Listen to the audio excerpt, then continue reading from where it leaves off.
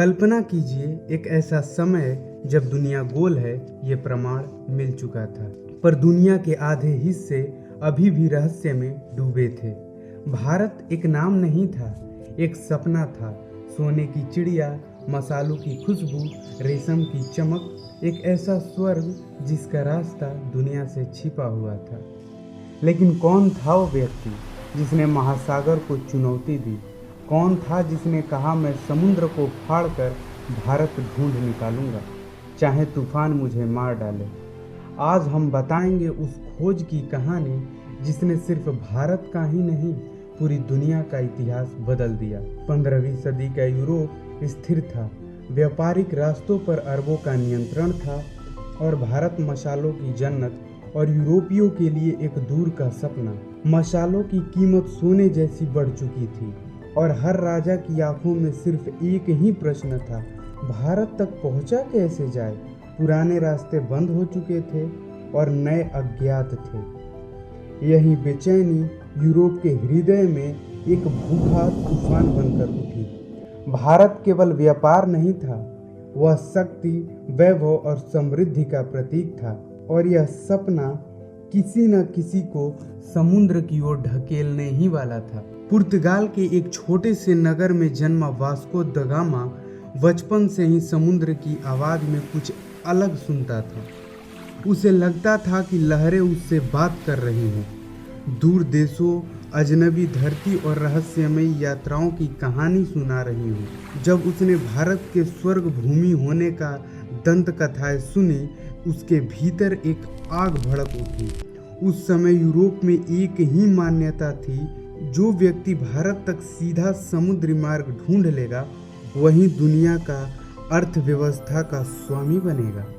पर यह काम इतना आसान नहीं था। समुद्र अज्ञात दुश्मन जैसा था।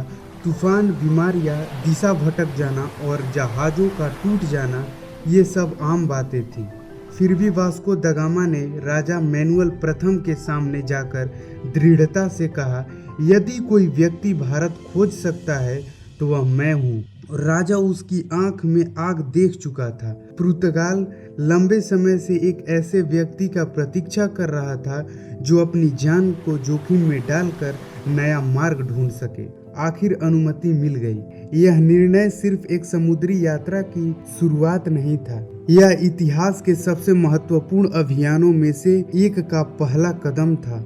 उस क्षण से वास्को द गामा जान चुका था, अब लौटना या असफल होना विकल्प नहीं है, समुद्र को जीतना ही उसकी नियति थी। भारत की खोज का सपना किसी साधारण यात्रा से पूरा होने वाला नहीं था। यह ऐसी तैयारी मांगता था जैसे किसी युद्ध के लिए सेना तैयार की जाती है। लिस्बन के तट पर महीनों तक हथौड़ों, रस्सियों, लकड़ी और लोहे की आवाजें गूंजती रही।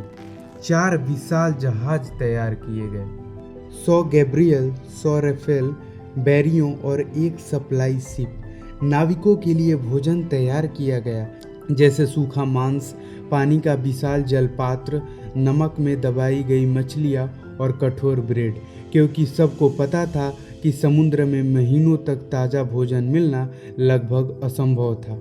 सबसे कठिन तैयारी थी नक्शों और सितारों को पढ़ने की कला। उस समय दुनिया का नक्शा अधूरा था। अफ्रीका का दक्षिण सिरा कैसा दिखता है यह कोई नहीं जानता था। कई नाविक मानते थे कि वहाँ समुद्र दुनिया से नीचे गिर जाता है। फिर भी इन सब के बावजूद लोग वास्को डी गामा के साथ जाने के लिए तैयार थे, क्योंकि वे जानते थे यदि भारत का मार्ग मिल गया तो उनका नाम इतिहास में अमर हो जाएगा।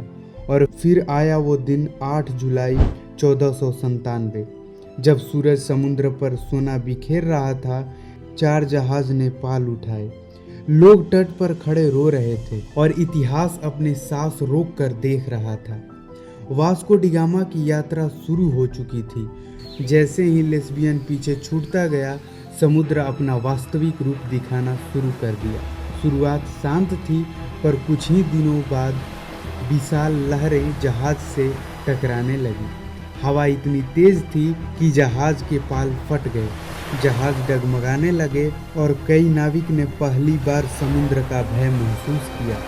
दिन में समुद्र और आसमान इतने एक जैसे दिखते थे जिससे दिशा पहचानना लगभग असंभव हो जाता था। न रात का भरोसा था न दिन का।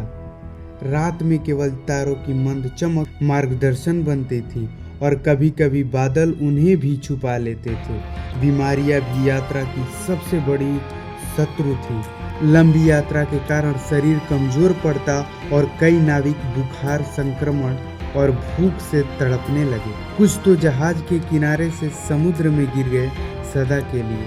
इन कठिन दिनों में मनोबल टूटना स्वाभाविक था। नाविक वास्को के पास आकर कहते थे, हम वापस लौट चले, हम मर जाएंगे। लेकिन वास्को डी गामा हर बार दृढ़ से जवाब देता, समुद्र हमें डराता है दोस्तों, ताकि हमारी परीक्षा ले सके। हम भारत के दहलीज पर हैं, बस धैर्य रखो। उसकी आवाज में एक जादू था। नाविक में फिर से साहस लौट आता था। यह यात्रा समुद्र को जीतने की नहीं, अपने डर को जीतने की थी। एक सुबह एक नाविक चिल्लाया, जमीन। वह था अफ्रीका का दक्षिणी सिरा, कैप ऑफ गुड होप। लेकिन नाविक उसे कैप ऑफ स्टॉर्म कहते थे, क्योंकि यहाँ समुद्र अपने सबसे डरावनी शक्ल में होता था। लहरें पर्वतों जितनी ऊपर उठती, हवाई जहाजों को खिलौनों की तरह उछालती। यह वह जगह थी जहाँ सैकड़ों जहाज हमेशा के लिए डूब चुके थे। वास्को के जहाज भी इस भयावह परीक्षा से गुजरे। एक लहर इतनी भारी थी कि 100 राफेल का पूरा ढांचा हिल गया। नाविक चिल्ला उठे, यह हमारा अंत है। लेकिन चमत्कार हुआ। जहाज टूटे नहीं और कई दिनों तक लगातार संघर्ष करने के बाद अंततः इस मौत के दरवाजे को पार करने में सफल हुए। इतिहास में दर्ज है, जो भी कैप ऑफ गुड होप को पार कर ले, उसके लिए दुनिया का कोई भी मार्ग असंभव नहीं। यहीं से वास्को डी गामा की यात्रा ने एक नया मोड़ लिया। वो अब पूर्वी अफ्रीका के तट की ओर बढ़ रहे थे, जहां उनकी मुलाकात एक ऐसे व्यक्ति से होने वाली थी जो यूरोप और भारत के बीच सेतु बन जाएगा। केप पार करने के बाद पुर्तगाल जहाज अफ्रीका के पूर्वी तट पर पहुंचे। मोम्बासा ने उनकी स्वागत नहीं किया। वहां के शासक को विदेशी जहाजों पर संदेह था। कुछ दिनों तक तनाव बना रहा, लेकिन वास्को समझ गया उसे आगे बढ़ना होगा। और फिर वे मलिंदी पहुंचे, एक शांत व्यापारिक तटीय नगर। यही हुआ वह क्षण जिसने इतिहास बदल दिया। वास्को डी गामा की मुलाकात हुई अहमद इब्न मजीद से, जो हिंद महासागर का सबसे प्रसिद्ध नाविक था। उसकी जहाजों ने वर्षों तक अरब और भारत के बीच का मार्ग तय किया था। वह वास्को की आंखों में भारत की लालसा पड़ चुका था और उसने कहा, जब मानसून की हवा बदलेगी, समुद्र खुद तुम्हें भारत पहुंचा देगा। उसने न सिर्फ दिशा बताई, बल्कि पुर्तगालियों के जहाजों को भारतीय महासागर की धारा, हवाओं और सितारों की भाषा भी समझाई। यह ज्ञान सदियों से अरब नाविक के पास था, अब यह पहली बार यूरोपियों को मिला। फिर वह दिन आया जब मानसून की तेज हवाएं ने पाल फैलाए, जहाजों ने गति पकड़ ली। समुद्र अब शत्रु नहीं, मित्र बन चुका था और भारत बस कुछ ही दूर था। 20 मई 1498 की सुबह समुद्र शांत था, हवाएं सुगंधित थी। लहरों के बीच अचानक एक हल्की सी चंदन की खुशबू फैली। यह भारत की पहली सांस थी। और फिर किनारों पर दिखाई दिए नारियल के पेड़, मंदिरों की घंटियों की ध्वनि, सफेद रेत और शांत जल। जहाज रुक गए। नाविक घुटनों के बल गिर पड़े, मानो उनके सालों का संघर्ष अब पूरा हुआ।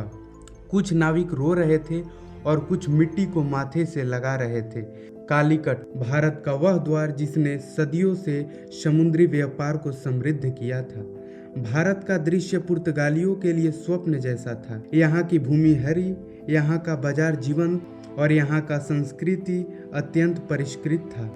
लोगों ने स्वागत किया पुर्तगालियों का, लेकिन कुछ लोग सतर्क थे तो कुछ लोग उत्सुक। वास्को दा गामा ने महसूस किया कि वह केवल भारत नहीं, बल्कि मानव सभ्यता के सबसे उच्चतम रूप से रूबरू हो चुका है। यह क्षण इतिहास का सबसे महत्वपूर्ण उपलब्धियों में से एक था। इसके कारण पूर्व और पश्चिम का संबंध हमेशा के लिए बदल गया। कालीकट सिर्फ एक शहर नहीं था, यह पूर्व का महान व्यापारिक केंद्र था। बाजार में मसालों की खुशबू तैरती, लोग दूर दूर देशों से सामान लेकर आते और व्यापारी भाषा धर्म और संस्कृति से परे एक दूसरे को समझते थे। वास्को द गामा और उसके दल का औपचारिक स्वागत समुद्रगुप्त ने किया। कालीकट के जमोरिन शासक विद्वान और दूरदर्शी थे। राजमहल में पुर्तगालियों के लिए विशेष बैठक आयोजित की गई। दालचीनी, इलायची, काली मिर्च और अद्भुत रेशम उनके सामने ऐसे रखा गया मानो ये समान वस्तुएं हों। वास्को को विश्वास नहीं हो रहा था।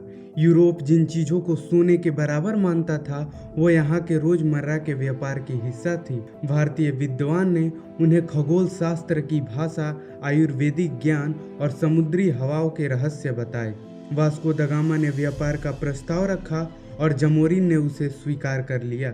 यह पहला औपचारिक संबंध था भारत और यूरोप के बीच। पर इतिहास रुकता नहीं, यह आगे बढ़ता है और कभी कभी अंधकार की ओर। वास्को की यात्रा ने यूरोपियों को भारत की समृद्धि दिखाई। यह वह भूमि थी जहां मसाले सोने के समान मूल्यवान थे और व्यापार असाधारण लाभ देता था। लेकिन व्यापार ने धीरे धीरे लालच का रूप ले लिया। सबसे पहले आए पुर्तगाली, उन्होंने व्यापारिक चौकियां बनाई। फिर आए डच, वो भी यही चाहते थे, मसालों का साम्राज्य। फ्रांसीसी भी पीछे नहीं रहे और अंत में इंग्लैंड, जिन्होंने ईस्ट इंडिया कंपनी के नाम पर भारत के संसाधनों पर नियंत्रण जमाना शुरू कर दिया। कुछ दशकों में भारत, जो दुनिया का सबसे समृद्ध क्षेत्र था, उपनिवेशवाद शक्तियों के निशाने पर आ गया। यूरोपीय शक्तियां सिर्फ मसाले नहीं चाहती थी, वे चाहते थे शासन, संसाधन और भारतीय बाजार पर अधिकार। इस लालच ने संघर्ष, युद्ध और शोषण को जन्म दिया। वास्को द गामा की खोज ने नई दुनिया के लिए दरवाजा खोला, लेकिन उसी दरवाजे के उपनिवेशवाद का अंधेरा भीतर आया और फिर भारत ने सदी दर सदी संघर्ष किया जब तक स्वतंत्रता की लौ नहीं जल उठी। 1498 में भारत की समुद्री मार्ग से खोज किया गया था, पर असल भारत दुनिया ने 15 अगस्त 1947 को जाना, जब भारत स्वतंत्र हुआ। दुनिया ने कहा, भारत भूमि नहीं है, एक आत्मा है, इसे जीतना नहीं सम्मान देना चाहिए। भारत कभी खोया हुआ नहीं था, बस दुनिया को उसकी खोज करने में समय लगा। क्योंकि भारत एक विचार है और विचार कभी मिटते नहीं, वे हमेशा दुनिया को रोशनी देते हैं। अगर आपको ये वीडियो पसंद आए तो लाइक, शेयर और सब्सक्राइब जरूर कीजिएगा। मिलते हैं एक और नए वीडियो में, तब तक के लिए जय श्री राम।